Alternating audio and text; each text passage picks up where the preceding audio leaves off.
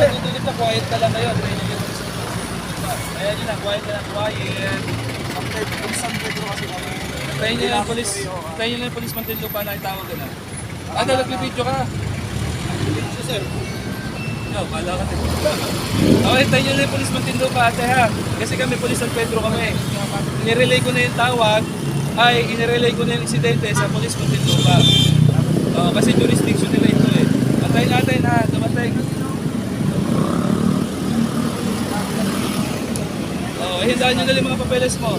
I-ready mo na lang yung lisensya at ORCR. I-ready mo lang ang iyong lisensya at ORCR. Quiet na lang kayo kasi walang may tutulot na magandayan. Hayaan nyo na. Hayaan nyo na yung polis ng Muntinlupa.